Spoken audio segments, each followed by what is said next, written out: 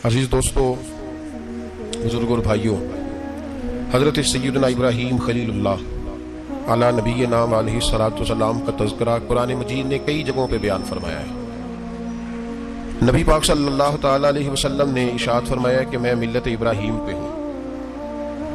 हज़रत इब्राहीम अलैहि सलातो सलाम के सीरत को, सवाने को, उनकी ज़िंदगी के वाक़यात को कुरान मजीद ने मुतअद्दिद मकामात पे बयान किया है।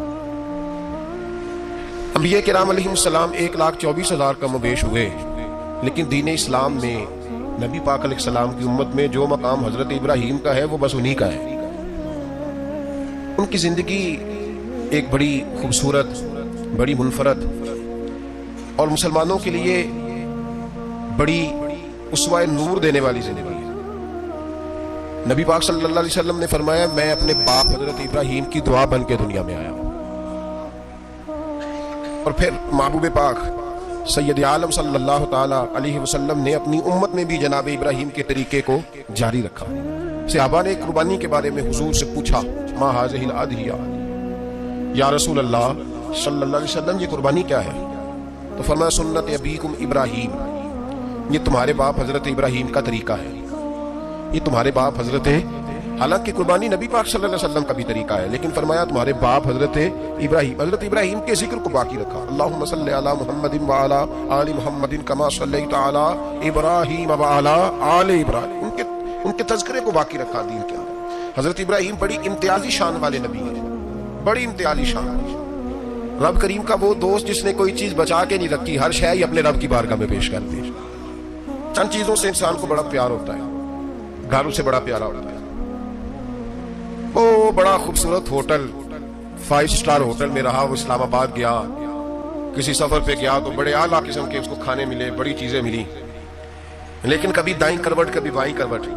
तो साथ बेड पे दोस्त था, तो उसने कहा साहब सो जाओ, तो उसने कहा यार जो मजा अपने घर में सोने का है वो किसी और जगह थोड़ी है। घर बड़ा प्यारा होता है, इंसान लगाव होता है, जिस बेतकल्लुफी से, सुकून से, आराम से इंसान अपने घर में वक्त बिताता है, कहीं और मुश्किल हो जाता है। दूसरा, इंसान को औलाद बड़ी प्यारी होती है, बड़ी अजीब शय है, ना हो तब भी बड़ा दुख है, और होने के बाद भी इसकी बड़ी आजमाइश है। ये बड़ी एक मीठी चीज है। औलाद एक बड़ा अजीब सा मेवा है, पता नहीं ये किस इंजेक्शन का नाम है कि छाती पर चढ़ जाए तो अल्लाह सुकून अता फरमा देता है, पता नहीं किस ठंडी दौलत का नाम रब करीम ने औलाद रखा, बड़ी प्यारी होती है औलाद।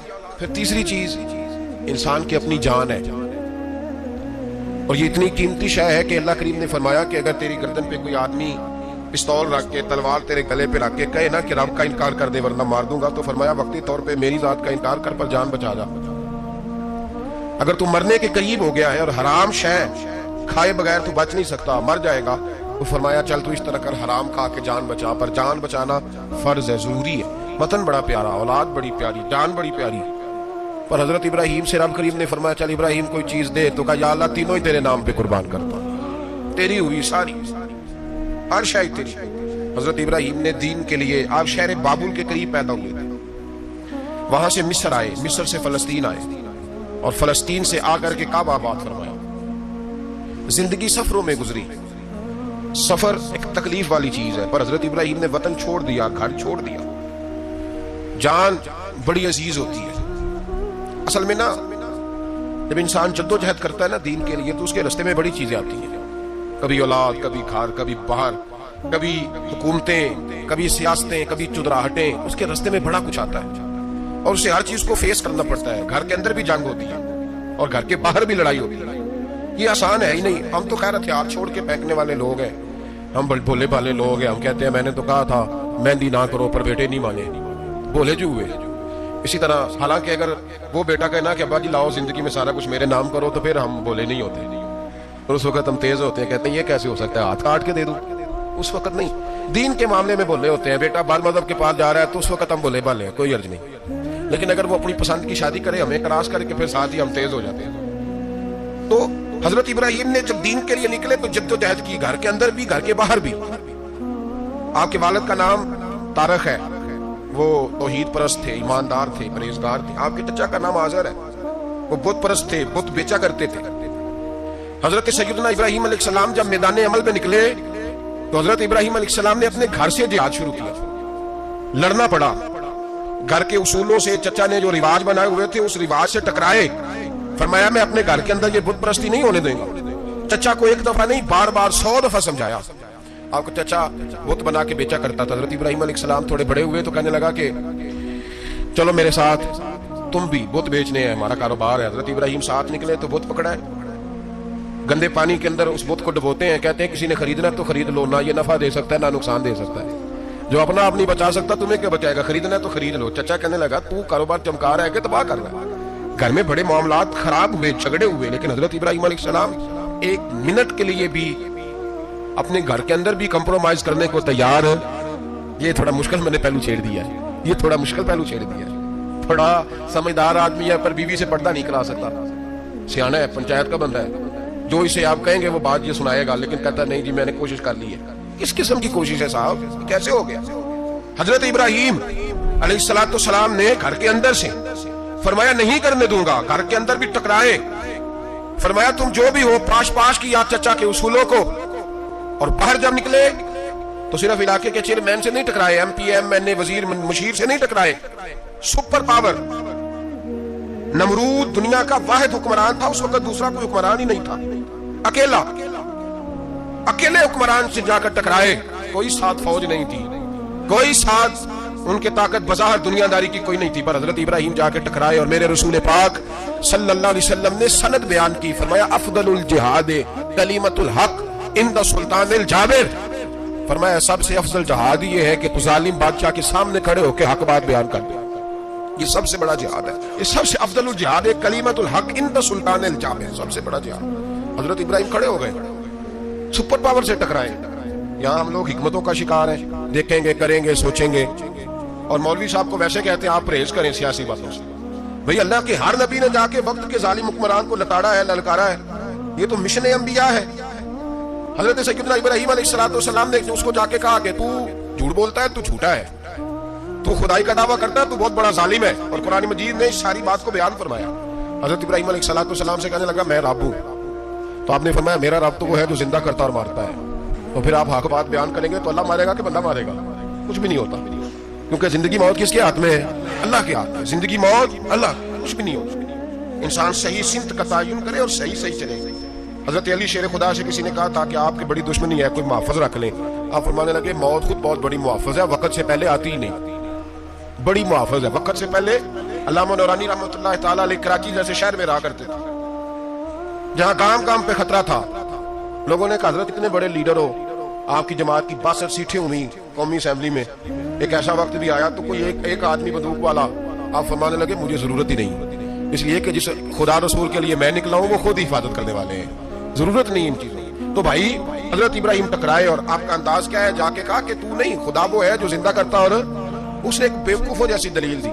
एक आदमी को कल फांसी देनी थी तो उसको बुलाया, कहने लगा तुझे कब फांसी है? उसने कहा कल। कहने लगा जा तुझे आजाद किया, जिंदगी दी, उसको छुट्टी दे दी। एक आम आदमी बेचारा बैठा था, उसको पकड़ के ना कहने लगा इसकी गर्दन उड़ा दो। कहने लगा देख लो मैं भी जिंदा करता और मारता हूँ, वो जो कल मरने वाला था मैंने जिंदा कर दिया, और जिसको पता ही नहीं था कि मैंने मरना है उसे पकड़ के मैंने मार दिया। ये बेवकूफों जैसी दलील है। हजरत सैयदना इब्राहिम अलैहिस्सलाम चाहते तो उसी वक्त दलील तोड़ देते कि तू क्या बेवकूफों जैसी बात कर रहा है, अगर तू जिंदगी देता है तो मरे हुए में जान डाल के दे जिसको तूने मारा है। लेकिन हजरत इब्राहिम ने देखा कि बेवकूफ है, बेवकूफों से बहस नहीं होती, दलील बदल ली जाती है, उनकी अकल के मुताबिक बात की जाती है। हजरत इब्राहिम फरमाने लगे मेरा रब वो है जो सूरज मशरिक से निकालता है और मगरिब में गुरूब करता है। तू अगर रब है तो तू मगरिब से निकाल के मशरिक में गुरूब कर। फबुहितल्लज़ी कफर, काफिर लाजवाब हो गया, उसके पास इस चीज का कोई जवाब नहीं था। अल्लामा इस्माइल हक्की ने खूबसूरत फिक्रा लिखा है, खूबसूरत जान डाल दी एक जुमला कह के। हजरत सैयदना अल्लामा इस्माइल हक्की रहमतुल्लाह अलैह फरमाने लगे चूंकि नमरूद बेवकूफों जैसी बातें कर रहा था, अगर वो ये कह देता ना कि मैं सूरज को निकालता हूं मशरिक से, मैं गुरूब करता हूं माज़अल्लाह मगरिब में मैं निकालता हूं, तो आप अपने रब से कहिए कि वो मगरिब से निकाल के मशरिक में गुरूब करे। अल्लामा इस्माइल हक्की फरमाते हैं रब करीम की आवाज़े कुदरत थी, मालिक हजरत इब्राहिम अलैहिस्सलाम के इस, अगर वो कह देता और हजरत इब्राहिम दुआ कर देते तो रब करीम ने फरिश्तों को तैयार बिठाया हुआ था। फरमाया अगर ये कह दे मेरे खलील से कि सूरज मगरिब से निकाल के मशरिक में गुरूब करना है तो तैयार रहना, जिस तरह खलील कहेंगे वैसे ही कर देंगे। वत्तखज़ल्लाहु इब्राहीम खलीला, इब्राहिम हमारा दोस्त जो हुआ, जैसे कहेगा वैसे कर देंगे। हजरत सैयदना ابراہیم علیہ السلام کی باتوں کا جب جواب نہ دے سکا، دلیل نہیں بندہ دیتا، پھر لڑائی کرتا ہے، پھر جھوٹے موٹے اعتراض کرتا ہے۔ دلیل ختم ہوتی ہے تو لوگ ذاتیات پہ اترتے ہیں، کہتے ہیں یہ کھانستا صحیح نہیں، دیکھتا صحیح نہیں۔ دلیل ختم، اب ذاتیات پہ اترے، کہنے لگے مجھے پتہ چلا ہے کہ یہ فلانی جگہ گیا تھا تو وہاں جا کے اس نے اس طرح کیا۔ پھر لوگ ذاتیات پہ اترتے ہیں، جب دلیل کا جواب دلیل سے نہیں دے پاتے پھر ذاتیات پر اتر کر حملے کرتے ہیں۔ حضرت ابراہیم کے دلائل کا جواب نمرود نہ دے سکا تو کہنے لگا کہ اس کو آگ میں ڈال دو۔ قوم گئی ہوئی تھی ساری، آپ نے بات سنی ہوئی ہے، میں نے صرف اشارہ دینا ہے، میلے پہ تو حضرت سیدنا ابراہیم علیہ السلام نے سارے بت توڑ دیے، کلاڑا بڑے بت کی گردن پہ رکھا، واپس آئے کہنے لگے بت کس نے توڑے ہیں؟ تو فرمایا اس سے پوچھ لو جس کی گردن پہ کلاڑا ہے۔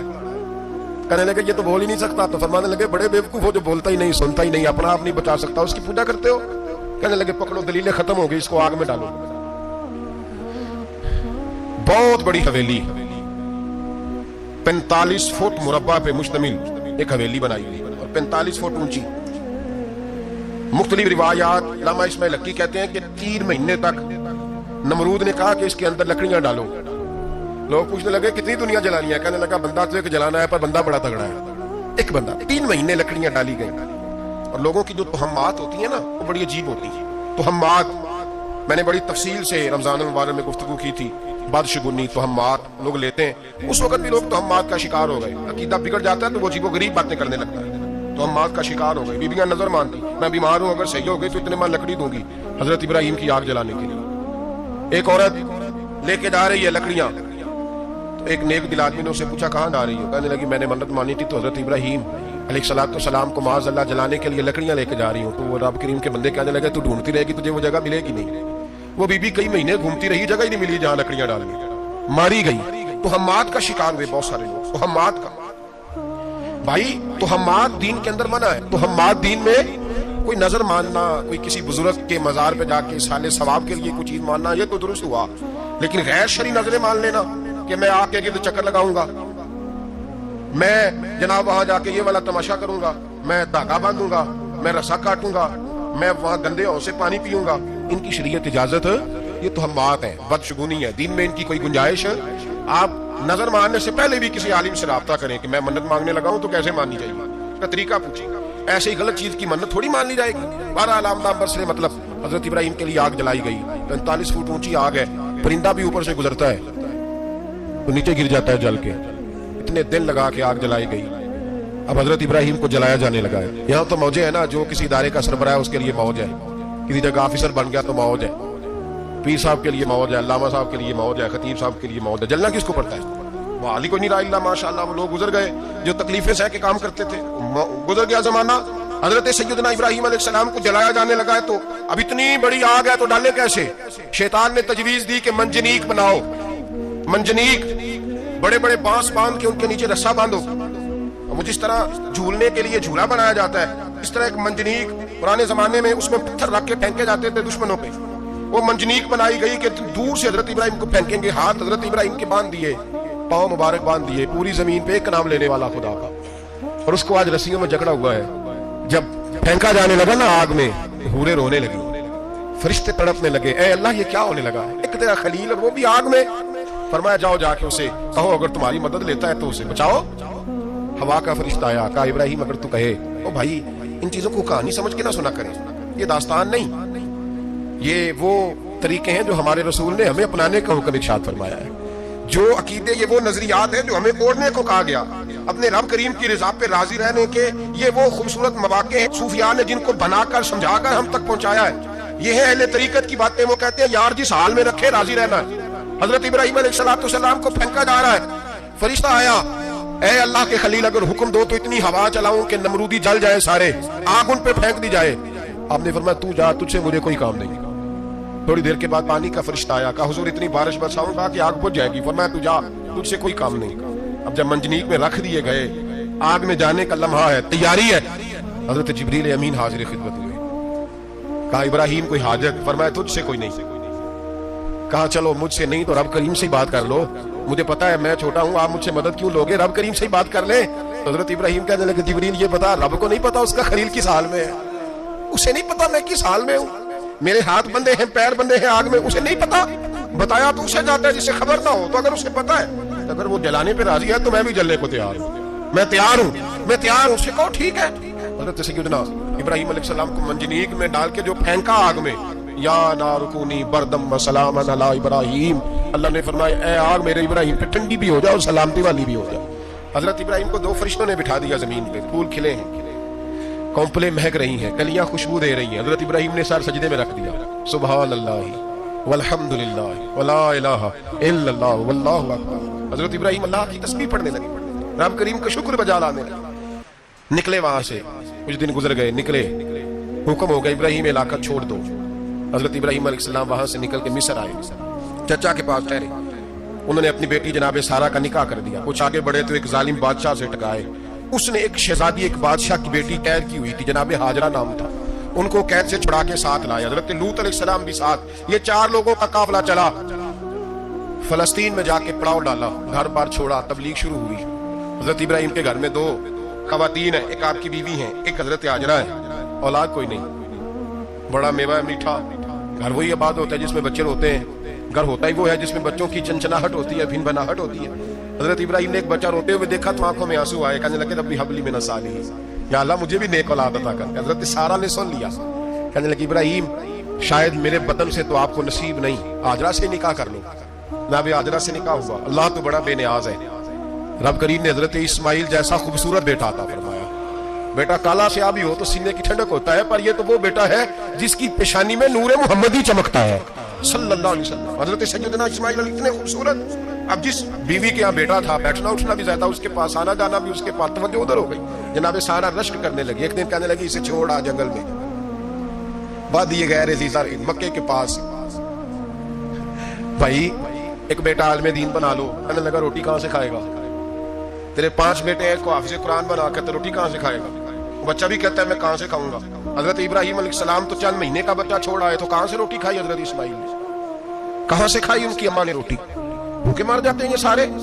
میں بڑی ذمہ داری سے کہا کرتا ہوں کہ جتنی خوبصورت روٹی اللہ کریم دین کے خادموں کو عطا کرتا ہے شاید کسی اور کے نصیب ہوتی ہے، لیکن ہم لوگ توجہ ہی نہیں کر رہے. ہمارا ذوق ہی نہیں بن رہا، ہم یہ محنت ہی نہیں کر رہے کہ قوم کو مستند علماء کی ضرورت ہے. علاقوں کے علاقے خالی ہیں، ادھر ہمارا مزاج ہی نہیں بن رہا، توجہ ہی نہیں دین کی خاطر. اور پھر چلے بچے تو بات کی بات ہے نا، جو ابھی خود جوان ہے وہ بھی تو یہ دعا. ایک صاحب مجھے کہنے لگے میں دعا مانگ رہا ہوں اللہ مجھے بیٹا دے تو میں اسے دین پہ لگاؤں گا. تو میں نے کہا آپ بھی بوڑھے نہیں ہوئے، آپ خود ہی لگ جائیں. بیٹا تو ابھی آئے گا تو لگے گا نا، تو آپ تو اس وقت ہے تو آپ تو پہلے لگے نا صاحب. 2 گھنٹے تو نکال کے آئے، دین سیکھنے کو کافی ہے. آپ اتنی لمبی سوچ رہے ہیں کہ بچہ آئے گا تو بڑا ہوگا تو وہ جائے گا تو دیکھی جائے گی. ابھی تو آپ ہیں تو آپ تو آؤ. حضرت ابراہیم نے بچہ وہاں چھوڑا. یہاں سے جو عمرہ کرنے لوگ جاتے ہیں نا، جو حج کرنے جاتے ہیں، ان کو پتا ہے کہ وہاں دنیا کی ہر نعمت ملتی ہے، پھر بھی ڈبل ٹرپل پیسے لوگ جیبوں میں ڈال کے جاتے ہیں. حضرت ابراہیم جب وہاں لے کے گئے تو کوئی انسان نہیں تھا، پانی کا قطرہ نہیں تھا، 2 کلو کھجور، ایک مشکیزہ. بیوی کو تھمایا. ہمارے گھر میں ہزاروں چیزیں پڑی ہیں لیکن وہ جو توکل ہے نا وہ ختم ہو گیا. اللہ دے گا، حلال حلال پہ قناعت کرے، جائز جائز پہ بھروسہ کرے، رب کریم عطا کرنے والا ہے. وہ مزاج ختم ہو گیا.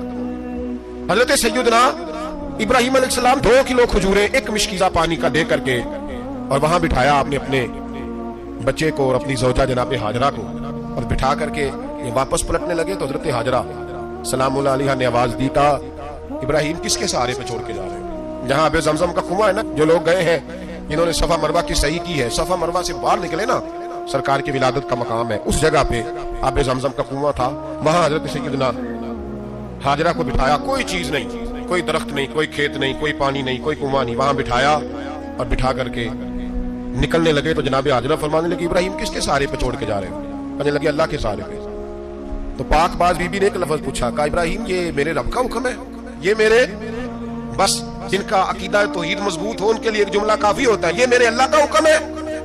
تو جناب ابراہیم علیہ السلام فرمانے لگے ہاجرہ ہاں رب کا حکم ہے. جب یہ لفظ کہے تو چاہیے تھا نا حضرت ابراہیم تسلی دیتے، تو بی بی صاحبہ تسلی دینے لگی. عرض کرنے لگی ابراہیم اگر اللہ کا حکم ہے تو پھر آپ ہماری فکر نہ کرنا.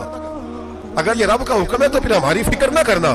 جس رب نے ہمیں یہاں تک پہنچایا ہے وہ ہمیں کبھی بھی ضائع نہیں فرمائے گا، پھر فکر نہ کرنا. حضرت ابراہیم آ گئے. بات آپ نے سنی ہوئی ہے، اشارہ کرنا مقصود ہے. 13 سال میں چلے مان بھی لیا جائے بعض روایات کی روشنی میں کہ آتے جاتے بھی رہے، لیکن مکمل دیکھ بھال اپنے بچے کی پرورش میں پورا حضرت ابراہیم علیہ السلام کا کردار، سارا کردار ماں کا تھا. میں جب خواتین کے بارے میں کوئی بات کرتا ہوں تو میں آپ کو اکثر کہتا ہوں کہ یہ صرف بیوی کے لیے حکم نہیں ہوتا. یہ ٹریننگ بیٹی کو دینی ہے اور بہن کو دینی ہے. یہ تربیت کرے اپنے گھر میں. میں تجربے کی روشنی میں یہ بات عرض کیا کرتا ہوں کہ بھائی بچے باپ کے فرما بردار اس وقت ہوتے ہیں جب اماں انہیں باپ کا فرما بردار کرتی ہے, اور بچے باپ کے نافرمان بھی تب ہوتے ہیں جب اماں انہیں باپ کا.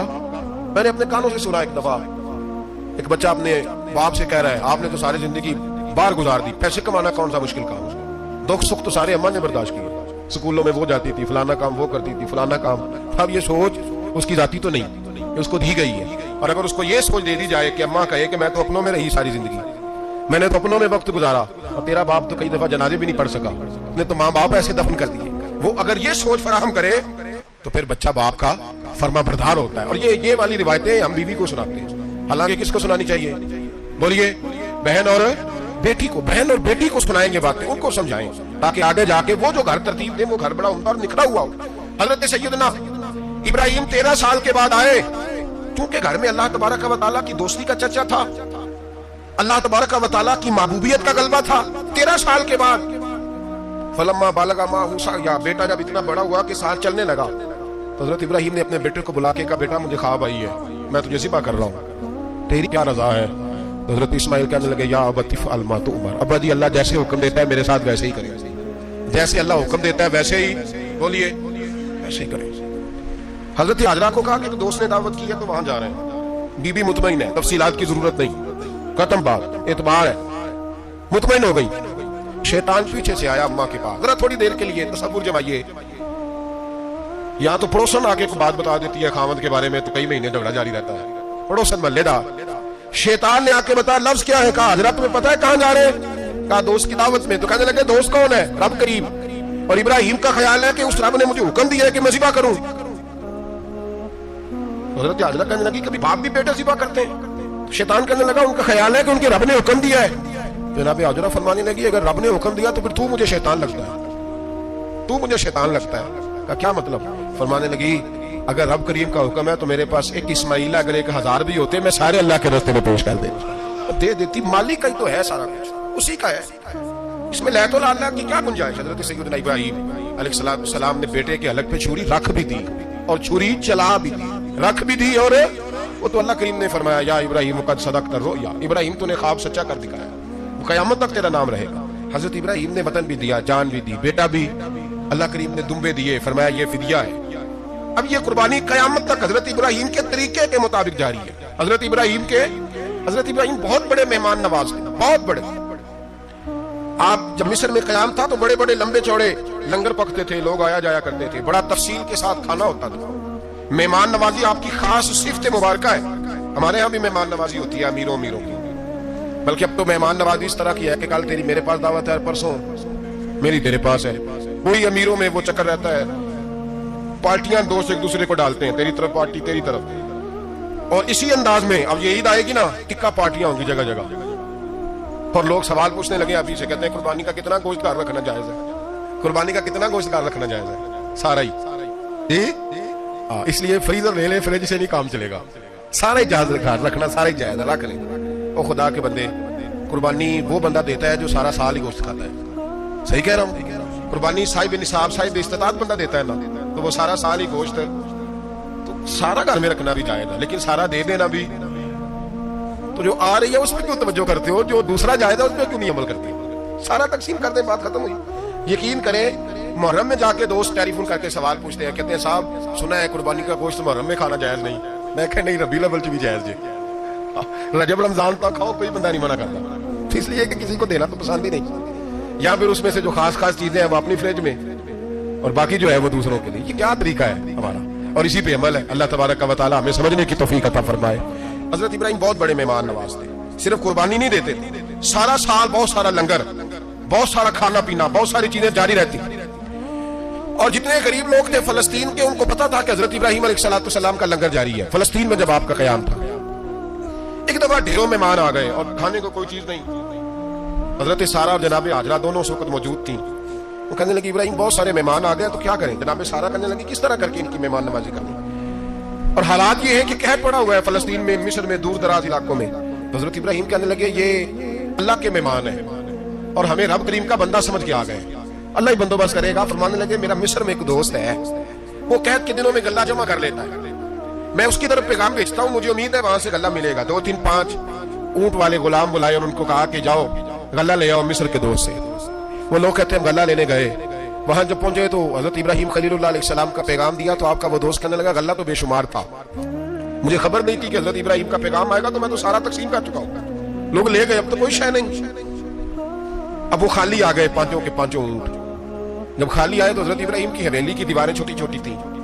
ان غلاموں میں سے, خادموں میں سے, آپ کے ان چاہنے والوں میں سے کہنے لگا یار وہ غریب تو انتظار کر رہے ہوں گے کہ غلہ لینے گئے, ہمیں روٹی ملے گی. چھوٹی چھوٹی دیواریں ہیں, وہ جب دیکھیں گے نا خالی آ گئے تو انہیں تکلیف ہوگی. اس طرح کرو بوریوں میں ریت بھر لیتے ہیں, ریت بھر کے لے جاتے ہیں, بعد میں اندر رکھ کے انہیں سمجھا بہلا لیں گے یا حضرت ابراہیم کو بتائیں گے, وہ خود ہی ان لوگوں کی دل جوئی فرمائیں گے. اب غلہ کی جگہ ریت بھر کے اونٹوں پہ رکھ کے لائی گئی. لا کے بوریاں جب رکھ دی گئیں, حضرت ابراہیم علیہ السلام دوپہر کے وقت آرام فرما رہے تھے.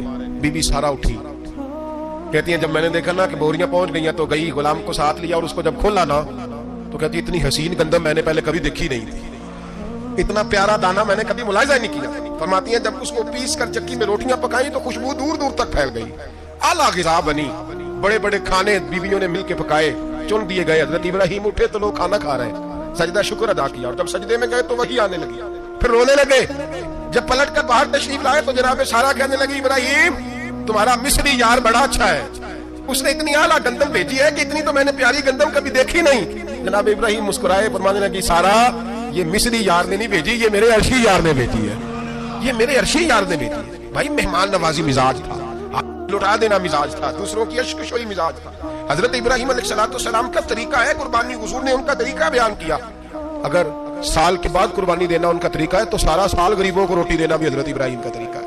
سارا سال غریب کی نوکری کرنا یہ بھی حضرت ابراہیم کا طریقہ ہے. بھوکے کو کھانا کھلانا یہ بھی. میرے مصطفیٰ کریم سید عالم صلی اللہ علیہ وسلم سے صحابہ نے پوچھا حضور بہترین مسلمان کون ہے, بہترین مسلمان؟ تو حضور نے فرمایا جو سلام لینے میں پہل کرے اور غریب کو روٹی کھلانے میں سب سے اچھا ہو, وہ بہترین مسلمان ہے, زبردست مسلمان. ہمارے ہاں دعوتیں ہوتی ہیں تو امیروں کی, افطاریاں ہیں تو امیروں کی, اور میرے مصطفیٰ کریم علیہ السلام نے فرمایا بدترین دعوت ہے جس میں امیر بلائے جائیں غریب نہ بلائے جائیں. وہ بدترین دعوت حضرت ابراہیم کا طریقہ رہا, ساری زندگی مہمان نوازی. اور دوسرا ان کا مزاج تھا, اللہ سے پیار ہو گیا تھا نا. جب رب کریم سے محبت ہوتی ہے نا اور محبت کا احساس ہوتا ہے دل میں, پھر سجدے لمبے ہوتے ہیں. عام آدمی تو نماز بھی نہیں پڑھ سکتا, جسے خدا سے محبت ہوتی ہے وہ تہجد بھی نہیں چھوڑ سکتا. وہ یہ محبت کی بات ہے نا, جس کو پیار ہوتا ہے اس کی تہجد بھی ہے, اس کی اشراق بھی ہے, چاشت بھی ہے, اس کے عمرے بھی ہیں, اس کے حج بھی ہیں, اس کے بار بار کعبۃ اللہ کے دیدار بھی ہیں. یہ محبت الہی ہے, جوش مارتی ہے. ان لوگ سجدہ کرتے ہیں تو اٹھتے ہی نہیں, اللہ کے بندوں سے پیار کرتے ہیں. اللہ کی حضرت ابراہیم کو رب کریم سے اتنی محبت تھی, اتنا پیار تھا کہ وہ آپ کی زندگی کے ہر پہلو سے چھلکتا تھا. ایک وقت ایسا آیا کہ اللہ تعالیٰ نے حضرت ابراہیم کو بہت زیادہ مال عطا فرمایا. اتنے اونٹ گنے نہیں جاتے, گائیں اتنی زیادہ کہ شمار نہیں ہو, بکرے بکریاں اتنی زیادہ کہ شمار, بہت زیادہ مال اللہ نے عطا فرمایا. اور ابھی کچھ عرصہ پہلے آپ پیچھے جائیں نا تو جو لفظ مال تھا وہ روپے پہ تو بولا ہی نہیں جاتا, وہ جانوروں پہ بولا جاتا ہے. بہت زیادہ مال اللہ نے دیا, بکریاں, گائیں, اونٹ, بیل, بڑا کچھ.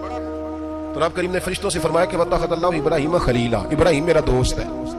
تو فرشتے کہنے لگے یا اللہ جسے اتنا کچھ دیا جائے اس نے دوست تو بننا ہی ہوتا ہے, تو نوازا ہی بڑا ہے, اتنا مال, اتنے کھیت کھلیان, اتنا کچھ.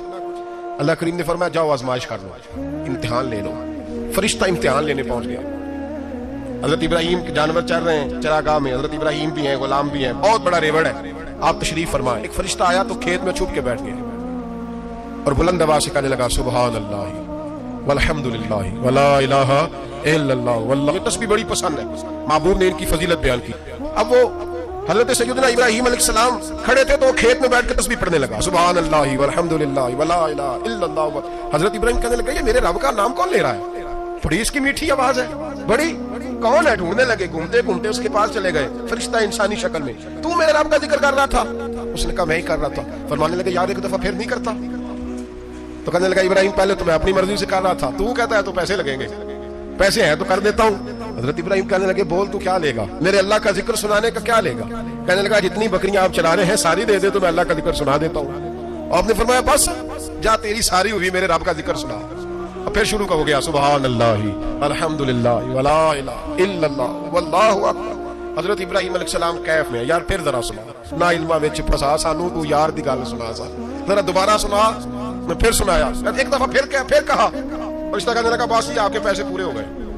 حضرت ابراہیم کہنے لگے چل ایک دفعہ اور سناؤ. کہنے لگا پیسے لگیں گے. تو کیا لے گا؟ کہنے لگا گائے بھینسیں ساری میری. فرمایا بس یار اتنی قیمت تو سنا صحیح، سارا کچھ ہی تیرا. پھر شروع ہو گیا سبحان اللہ والحمدللہ ولا الہ الا اللہ واللہ اکبر. گائیں دے دی، بھینسیں دے دی، وہ ذکر سناتا ہے. حضرت ابراہیم کبھی مچلتے ہیں، کبھی روتے ہیں، کبھی آہیں بھرتے ہیں. تو میرے رب کا نام لے رہا ہے، ذرا پھر سے لے. کیف جاری ہے. کہنے لگا بس وہی. حضرت ابراہیم فرمانے لگے تو اور لے لے جو لینا ہے، مجھے ذکر سنا. اس نے کہا ابراہیم بکریاں میں لے چکا، گائے بھینسیں میں لے چکا، اونٹ رہ گئے، سارے لے لوں گا پھر ذکر سناؤں گا. فرمایا کیا تیرا ہوا تو ذکر سناتا رہے، میں دیتا ہوں. دے دیا. کچھ دیر ذکر کیا تو اب خاموش ہو گیا. حضرت ابراہیم خلیل اللہ علیہ السلام فرمانے لگے ذکر سنا. کہنے لگا ابراہیم اب تیرے پاس دینے کو کیا ہے، ہر چیز تو میں لے چکا. آپ فرمانے لگے یہ گائے بھینسیں بکریاں چرانے کے لیے تجھے کوئی نوکر ملازم بھی تو چاہیے نا. تو اس طرح کر مجھے رکھ لے، میں روٹی نہیں مانگوں گا، کھانا نہیں مانگوں گا، تو اللہ کا ذکر سناتا رہنا، میں تیرے جانوروں کی نوکری کرتا رہوں گا. حضرت ابراہیم علیہ السلام نے جب یہ کہا نا، فرشتے کی آنکھوں میں آنسو آ گئے. تردامنی پہ شیخ ہماری نہ جائیے، ہم دامن نچوڑ دیں تو فرشتے وضو کریں. فرشتہ رو پڑا اور کہنے لگا ابراہیم مجھے سینے سے لگاؤ، آپ واقعی اس قابل ہے کہ اللہ آپ کو اپنا دوست بنائے، واقعی اس قابل ہے کہ رب آپ کو اپنا. حضرت ابراہیم علیہ السلام کا خدا سے محبت کرنے کا نرالا انداز. اور میرے بھائی یہی محبت انہیں میرے مصطفیٰ سے بھی تھی. ایک نبی گھر بنا رہا ہے، دوسرا بنوا رہا ہے. حضرت اسماعیل علیہ السلام پتھر اٹھا اٹھا کے لا رہے ہیں، جناب ابراہیم بنا رہے ہیں. جب خانہ کعبہ بن گیا تو کہنے لگے ربنا وابعث فیہم رسولا، اے اللہ اب اسے بسانے کے لیے اپنا آخری رسول بھی عطا فرما. نبی پاک فرماتے ہیں میں دعا ہوں حضرت ابراہیم کی. یہ قربانی حضرت ابراہیم کا طریقہ ہے. حضور نے اگرچہ نبی پاک کی اپنی سنت تھی، یہ بھی کہہ سکتے تھے سنتی و سنت ابیکم ابراہیم، میری سنت ہے اور تمہارے باپ ابراہیم کی سنت ہے. یہ نہیں فرمایا. جب صحابہ نے کہا قربانی کیا ہے، فرمایا سنت ابیکم ابراہیم، یہ تمہارے باپ ابراہیم کی سنت ہے. ہر صاحب نصاب پر قربانی واجب ہے. جو زکوٰۃ کا نصاب رکھتا ہو اس پر قربانی واجب ہے. یعنی ضروریات سے زیادہ اتنے پیسے، جتنے پیسوں سے زکوٰۃ فرض ہوتی ہے، اتنے پیسے جس آدمی کے پاس قربانی سے پہلے پہلے آ جائیں اس آدمی پر قربانی کرنا واجب ہے. بکرا، چترا، دمبا 1 سال کا یا دمبا 6 مہینے کا ہو پر اتنا بڑا محسوس ہوتا ہو کہ لگے 1 سال کا ہے، اس کی قربانی ہو سکتی ہے. جانور میں کوئی عیب نہیں ہونا چاہیے، اتنا کمزور نہ ہو کہ ذبح جہاں اسے کرنا ہے وہاں وہ چل کے جا نہ سکے، اتنا کمزور جانور نہ ہو. اس کے اندر بظاہر کوئی اتنا بڑا نقص نہ پایا جاتا ہو، کانا نہ ہو، لنگڑا نہ ہو، کوئی اس کی ہاتھ نہ کٹے ہوئے ہوں، ایسا نقص جو واضح ہو. بکرا 1 سال کا، گائے اور بھینس یہ 2 سال کی، اونٹ 5 سال کا.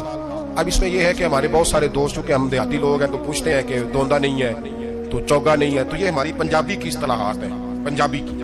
شریعت اسلامیہ نے سال بتائے ہیں، یہ تو ہم نے اپنی آسانی کے لیے یا دیہاتوں میں جو ماحول تھا اس طرح کا جانور لیں، خوبصورت جانور لیں. جو نصاب ہے وہ بھی میں نے آپ کو بتایا. لیکن ایک اور پہلو بھی ہے، نبی پاک صلی اللہ علیہ وسلم پہ زکوٰۃ کبھی فرض نہیں ہوئی، کبھی حضور پہ زکوٰۃ فرض نہیں ہوئی. نبی پاک صلی اللہ علیہ وسلم کے پاس اتنا سرمایہ کبھی اکٹھا ہوا ہی نہیں کہ زکوٰۃ فرض ہو. لیکن نبی پاک کے صحابہ فرماتے ہیں کہ مدینے کے 10 سالوں میں اللہ کے رسول نے ہر سال قربانی فرمائی، ہر سال قربانی دی.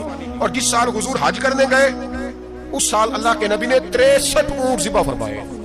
اور حضور صلی اللہ علیہ وسلم جب اونٹ ذبح کرنے لگتے نا تو صحابہ کہتے ہیں اونٹ خود دوڑ کے حضور کے سامنے آ کے لیٹ جاتا ہے اور نبی پاک اسے ذبح کرتے ہیں اور فرماتے ہیں ایک دوسرے کو دھکے دیتے ہیں اونٹ کے، پہلے میں نے جانا ہے ذبح ہونے کے لیے، پہلے میں نے. جو انہیں پتا تھا کہ جو مصطفیٰ کے ہاتھوں ذبح ہوگا وہ تو دائمی زندگی پا جائے گا، یہاں بھی وہاں بھی زندہ. 63 اونٹ ذبح کیے. ایک اونٹ میں کتنی قربانیاں ہوتی ہیں؟ 7. اب 63 کو 7 سے ضرب دو گے تو کتنی بنے گی؟ اور پھر نبی پاک صلی اللہ علیہ وسلم نے 10 سال مدینہ منورہ میں قربانی دی، ہر سال. اب وہ 63 اونٹ، ایک اونٹ میں 7 قربانیاں، ہر سال 11 قربانیاں. مولا علی شیر خدا فرماتے ہیں نبی پاک 2 قربانیاں دیتے. میں نے کہا حضور 2 جانور ذبح کر رہے ہیں آپ؟ تو حضور نے فرمایا ایک میری طرف سے، ایک میری امت کی طرف سے، غریبوں کی طرف سے. اور حضرت علی کو حضور نے وصیت فرمائی تو 2 دیا کرے گا. یا رسول اللہ صلی اللہ علیہ وسلم میں غلام ہوں، خادم ہوں. حضور نے فرمایا علی ایک تو نے اپنی دینی ہے، ایک میری طرف سے دینی ہے. 2 قربانیاں. مولا علی نے بھی ساری زندگی 2 قربانیاں دی. حضرت علی بھی مال کے نصاب نہیں تھے، اپنا مکان ہی نہیں تھا، کوئی کاروبار نہیں تھا، کئی دن فاقے رہتے تھے. قربانیاں کتنی دیتے تھے؟ 2. ہمارے پاس ویسے اگر سسرال میں، میکے میں، کزنوں میں کچھ شادی ہو جائے تو 50-60 ہزار کا خرچہ برابر ہے، وہ پکا ہے. اور قربانی کی باری غریب ہو گئے، سارے غریب ہو گئے. کہتے نہیں یہاں مشکل ہے. اور خدا کے بندے اللہ کے ساتھ تجارت کر، اس کے رستے میں 1 دے گا، رب تجھے 70 گنا اضافہ کے ساتھ عطا فرمائے گا. قربانی مال کے نصاب پہ ہے. کوشش کیا کریں کہ اللہ کے رستے میں جب دینا ہو پھر لیت العلہ سے بچیں، خوبصورت جانور لائیں جن کو اللہ نے توفیق دی ہے.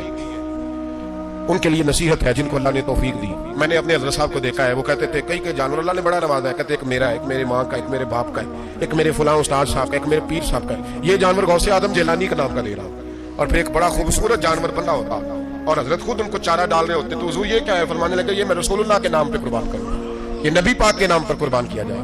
जिनको अल्लाह ने हैसियत दी है वो कोशिश करें अपने महबूब की तरफ से भी कुर्बानी करें, नबी पाक के नाम की कुर्बानी दे। खूबसूरत सा जानवर प्यारा, फिर उसकी खिदमत, फिर उसकी कुर्बानी दी जाए और नबी पाक के नाम पर कुर्बानी दी जाए। हुजूर ने खुद वसीयत फरमाई हजरत अबू बकर सिद्दीक को, कुर्बानी बड़ा हसीन अमल है। और मेरे नबी पाक सल्लल्लाहु अलैहि वसल्लम ने नाराजगी भी फरमाई, जरा खो करे हमद से थोड़ा सा गिला भी सुन ले। मेरे हबीब ने फरमाया जो ताकत के बावजूद कुर्बानी ना करे वो हमारी ईदगाह में ईद की नमाज पढ़ने ना आए, वो ना आए। या रसूलल्लाह जो करेगा, फरमाया कुर्बानी के जानवर का खून का कतरा बाद में जमीन पे गिरेगा, अल्लाह उसके सारे गुनाह पहले माफ फरमा देगा, अल्लाह उसके सारे गुनाहों को बख्शेगा। कुर्बानी करें, खूबसूरत अंदाज में करें, अल्लाह की रिजा के लिए। बुजुर्गों ने लिखा है 3 हिस्से करो गोश्त के, एक घर में रखो, एक रिश्तेदारों में बांटो, पड़ोसियों में बांटो, और तीसरा फकत गरीबों को दो। लेकिन मैं अक्सर ये सोचता हूँ कि हमारे यहाँ कुर्बानी करता ही वो है जिनके घर में हर जुमेरात को छोटा गोश्त पकता है और जिनके घर में हफ्ते में 3 दफा मुर्गी का गोश्त पकता है, वही तो कुर्बानी देने के काबिल होते हैं। तो वो भी अगर कुर्बानी के बकरे में से भी तीसरा रखना चाहें तो इजाजत तो है, मैंने कहा सारा रखने की भी इजाजत है। लेकिन अगर आप मेहरबानी करें, कोशिश करें कि यार हम तो सारा साल ही खाते हैं और हमारे यहाँ जो गोश्त तकसीम होता है ना वो भी बारी लगी हुई है, उधर से प्लेट आई थी गोश्त की तो इधर से भर के चली गई, भाई उसने की है, उसको बार बार गोश्त देने का क्या मतलब है? आप ये देखें अजीजों में, रिश्तेदारों में, और मैं अगर थोड़ा सा आपकी तवज्जो कराने में कामयाब हो जाऊं तो सफेद पोश लोगों को देखें। कुछ सफेद पोश है, सफेद पोश जिनके ऊपर कर्जे हैं, बीमारियों ने जकड़ लिया है, घर में बड़े बड़े सख्त मरीज आ गए हैं, सफेद पोश पहले दिया करते थे। आप उनसे पूछते हैं साहब कुर्बानी, तो बात को टालते हैं, वो कहते हैं सोच रहा हूँ कोई हिस्सा उसा डाल जाए, पर्दा पोशी करते हैं, कहते हैं कहीं हिस्सा रखा हुआ, पर्दा पोश। अक्सर वो लोग कुर्बानी नहीं दे पाते, अक्सर दिया करते थे अब नहीं दे पा रहे, क्यों? इसलिए कि मुश्किलात ऐसी आ गई। उन लोगों का ख्याल करें, उनके घरों तक गोश्त पहुंचा के आए, उन पर तवज्जो करें। वो सफेद पोश आदमी कभी जिक्र नहीं करेगा। कुछ तो ऐसे हैं जो खुद पहुंच जाते हैं कि हमें गोश्त दिया जाए, लेकिन कुछ सफेद पोश हैं ला यसअलून अन्नास इल्हाफा, अल्लाह फरमाते कुछ लोग लिपट लिपट के सवाल नहीं करते, सफेद पोशी का भरम रखते हैं, का मिजाज नहीं। उनकी तरफ देखें, अपने रिश्तेदारों को देखें, खास कर उन रिश्तेदारों को देखें जिनका आपको पता है कि गरीब है, मजबूर है, उनके घरों में गोश्त भेजें। गरीब बेटियों, गरीब बहनों का ख्याल करें, उस तरफ मुतवज्जे हों, उनके साथ उसने सलूक करें, उस तरफ आप लोग ख्याल करें। अल्लाह हमें समझने की तौफीक अता फरमाए।